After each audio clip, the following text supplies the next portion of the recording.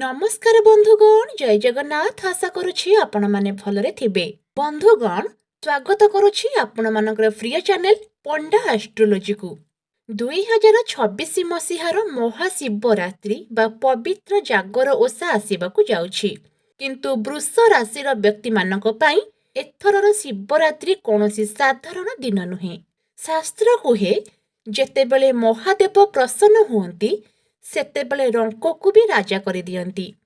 ଆଉ ଆପଣ ଜାଣିଛନ୍ତି କି ବୃଷ ରାଶିର ସ୍ୱାମୀ ହେଉଛନ୍ତି ଶୁକ୍ରଦେବ, ଯିଏକି ମହାଦେବଙ୍କର ସବୁଠାରୁ ବଡ଼ ଭକ୍ତ। ତେଣୁ ଏହି ଶିବରାତ୍ରିରେ ବୃଷ ରାଶି ଉପରେ ସିଧାସଳଖ ମହାଦେବ ଏବଂ ମାତା ପାର୍ବତୀଙ୍କର ଦୃଷ୍ଟି ପଡ଼ିବାକୁ ଯାଉଛି। ଆଜିର ଏହି ଭିଡ଼ିଓରେ ମୁଁ ଆପଣଙ୍କୁ ଏମିତି କିଛି ଗୁପ୍ତ ରହସ୍ୟ କହିବି ଯାହା ହୁଏତ ଆପଣ ଆଗରୁ କେବେ ଶୁଣିନଥିବେ। ଏହି ଦିନ ଏମିତି କ'ଣ ଛୋଟ କାମଟିଏ କଲେ ଆପଣଙ୍କ ଘରେ ଲକ୍ଷ୍ମୀ ବାସ କରିବେ? କେଉଁ ସମୟରେ ପୂଜା କଲେ ଆପଣଙ୍କର ବହୁତ ଦିନରୁ ଅଟକିଥିବା କାମ ଆରମ୍ଭ ହେବ? ଏବଂ ସବୁଠୁ ବଡ଼ କଥା, ଶିବରାତ୍ରି ପରଠାରୁ ଆପଣଙ୍କ ଜୀବନରେ କ'ଣ ବଡ଼ ଚମତ୍କାର ହେବାକୁ ଯାଉଛି?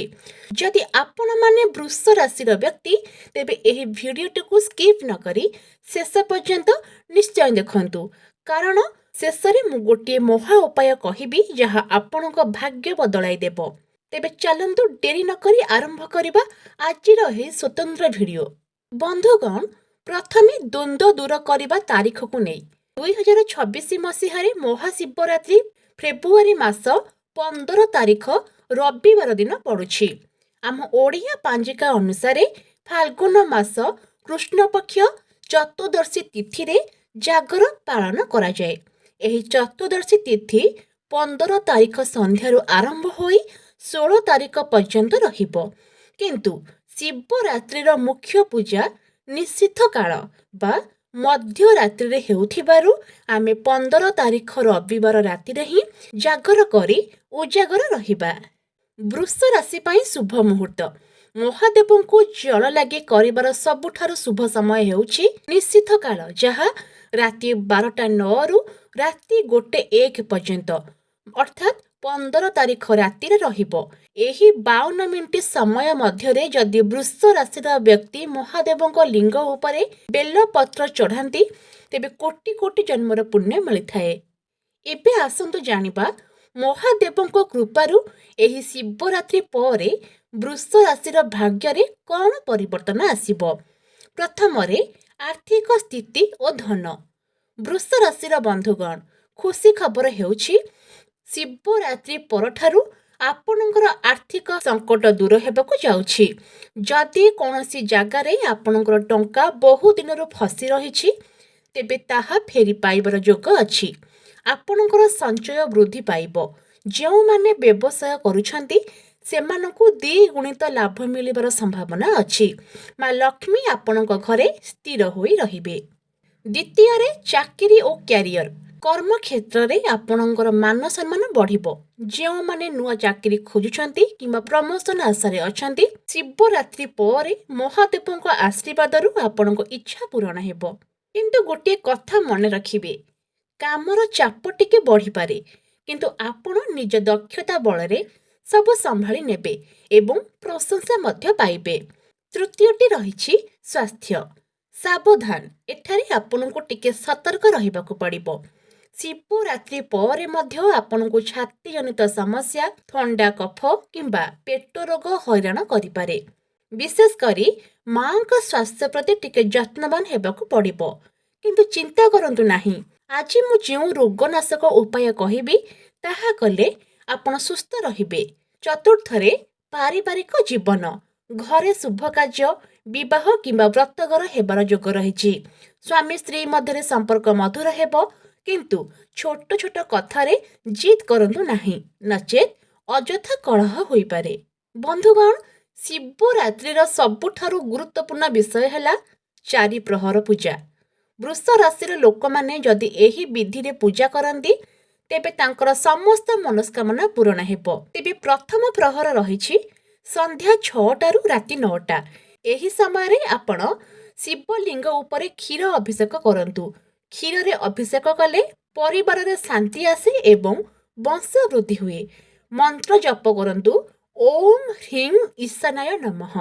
ଦ୍ୱିତୀୟ ପ୍ରହର ରହିଛି ରାତି 9ଟାରୁ 12ଟା। ବୃଷ ରାଶି ପାଇଁ ଏହା ସବୁଠୁ ଗୁରୁତ୍ୱପୂର୍ଣ୍ଣ। ବନ୍ଧୁଗଣ, ଏହି ସମୟରେ ଆପଣ ଦହିରେ ଅଭିଷେକ କରନ୍ତୁ। ଦହି ହେଉଛି ଶୁକ୍ର ଗ୍ରହ ଅର୍ଥାତ୍ ବୃଷ ରାଶିର ସ୍ୱାମୀ। ଶିବଲିଙ୍ଗ ଉପରେ ଦହି ଚଢ଼ାଇଲେ ଆପଣଙ୍କ ଜୀବନରେ ଧନ ସମ୍ପତ୍ତି, ଗାଡ଼ି, ଘର ଏବଂ ବିଳାସ ବ୍ୟସନ ବୃଦ୍ଧି ପାଇବ। ମନ୍ତ୍ର ରହିଛି ଓମ୍ ହ୍ରିଂ ଅଘୋରାୟ ନମଃ। ତୃତୀୟ ପ୍ରହର ରହିଛି ରାତି 12ଟାରୁ 3ଟା। ଏହି ସମୟରେ ଘିଅରେ ଅଭିଷେକ କରନ୍ତୁ। ଘିଅ ଅର୍ପଣ କଲେ ବୁଦ୍ଧି ବିକାଶ ହୁଏ, ଶତ୍ରୁ ନାଶ ହୁଅନ୍ତି ଏବଂ ଯଦି କୌଣସି କୋର୍ଟ କଚେରୀ ମାମଲା ଥାଏ ସେଥିରେ ବିଜୟ ମିଳେ। ଏଠାରେ ମନ୍ତ୍ର ରହିଛି ଓମ୍ ହ୍ରିଂ ବାମଦେବାୟ ନମଃ। ଚତୁର୍ଥ ପ୍ରହର ରହିଛି ଭୋର 3ଟାରୁ 6ଟା। ଶେଷ ପ୍ରହରରେ ମହୁରେ ଅଭିଷେକ କରନ୍ତୁ। ମହୁ ଅର୍ପଣ କଲେ ସ୍ୱାସ୍ଥ୍ୟ ଭଲ ରହେ, ପାପ କ୍ଷୟ ହୁଏ ଏବଂ ମୋକ୍ଷ ମଧ୍ୟ ପ୍ରାପ୍ତି ହୁଏ।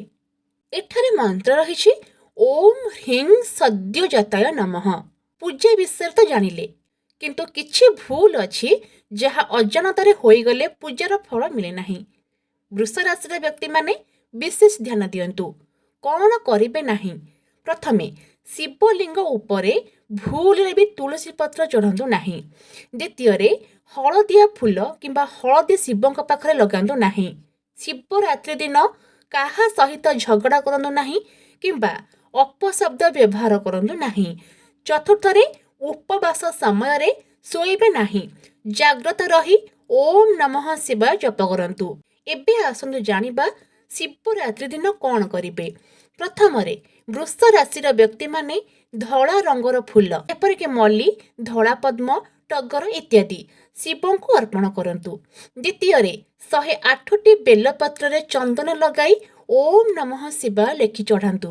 ତୃତୀୟରେ ଦୀପ ଜାଳିବା ବେଳେ ସେଥିରେ ଅଳ୍ପ କର୍ପୂର ପକାଇ ଜାଳନ୍ତୁ, ନକାରାତ୍ମକ ଶକ୍ତି ଦୂର ହେବ। ବନ୍ଧୁଗଣ, ଏବେ ସମୟ ହୋଇଛି ସେହି ମହା ଉପାୟ ବିଷୟରେ ଜାଣିବାର, ଯାହା କେବଳ ବୃଷ ରାଶି ପାଇଁ ରାମବାଣ ସଦୃଶ କାମ କରିବ। ପ୍ରଥମରେ ରହିଛି ଅଖଣ୍ଡ ଧନପ୍ରାପ୍ତି ପାଇଁ। ଶିବରାତ୍ରି ଦିନ ସନ୍ଧ୍ୟା ସମୟରେ ଗୋଟିଏ ରୂପା କିମ୍ବା ତମ୍ବା ପାତ୍ରରେ ଆଖୁ ରସ ନିଅନ୍ତୁ। ସେଥିରେ ଟିକିଏ ଗଙ୍ଗା ଜଳ ମିଶାନ୍ତୁ। ଏହି ଆଖୁ ରସ ଦ୍ୱାରା ଶିବଲିଙ୍ଗକୁ ଧାର ଦେଇ ଅଭିଷେକ କରନ୍ତୁ। ଶାସ୍ତ୍ର କୁହେ ଆଖୁ ରସରେ ଅଭିଷେକ କଲେ ଘରୁ ଦାରିଦ୍ର୍ୟତା ଚିରଦିନ ପାଇଁ ଦୂର ହୁଏ ଏବଂ ଅଚାନକ ଧନ ଲାଭର ଯୋଗ ସୃଷ୍ଟି ହୁଏ। ବୃଷ ରାଶି ପାଇଁ ଏହା ସବୁଠୁ ବଡ଼ ଧନ ବର୍ଷାକାରୀ ଉପାୟ। ଦ୍ୱିତୀୟରେ ରହିଛି ରୋଗ ମୁକ୍ତି ଓ ସୁରକ୍ଷା ପାଇଁ। ଯଦି ଆପଣ ବାରମ୍ବାର ଅସୁସ୍ଥ ହେଉଛନ୍ତି କିମ୍ବା ମନରେ ଭୟ ରହୁଛି, ତେବେ ଏହି ଉପାୟ କରନ୍ତୁ। ଶିବରାତ୍ରି ଦିନ ଗୋଟିଏ ତମ୍ବା ଢାଳରେ ପାଣି ନିଅନ୍ତୁ। ସେଥିରେ ଟିକିଏ କଳା ରାଶି ଏବଂ ଟିକିଏ ଅତର ପକାନ୍ତୁ। ଏହି ଜଳକୁ ଶିବଲିଙ୍ଗରେ ଚଢ଼ାନ୍ତୁ ଏବଂ 11 ଥର ମହାମୃତ୍ୟୁଞ୍ଜୟ ମନ୍ତ୍ର ପାଠ କରନ୍ତୁ। ଏହା ଆପଣଙ୍କୁ ସମସ୍ତ ଦୁର୍ଘଟଣା ଓ ରୋଗରୁ ରକ୍ଷା କବଚ ଭଳି ବଞ୍ଚାଇବ। ଶେଷରେ ମହାଦୀପ ଦର୍ଶନ। ଆମ ଓଡ଼ିଶାର ପରମ୍ପରା ଅନୁସାରେ ରାତି ପ୍ରାୟ 10ଟା ପରେ ମନ୍ଦିର ଚୂଡ଼ାରେ ମହାଦୀପ ଉଠିବ।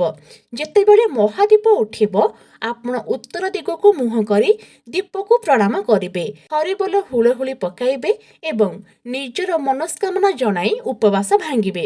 ବୃଷ ରାଶିର ବନ୍ଧୁଗଣ, 2026 ମସିହା ଏହି ମହାଶିବରାତ୍ରି ଆପଣଙ୍କ ଜୀବନର ଗତିପଥ ବଦଳାଇ ଦେଉ। ମହାଦେବଙ୍କ ପାଖରେ ମୋର ଏତିକି ପ୍ରାର୍ଥନା।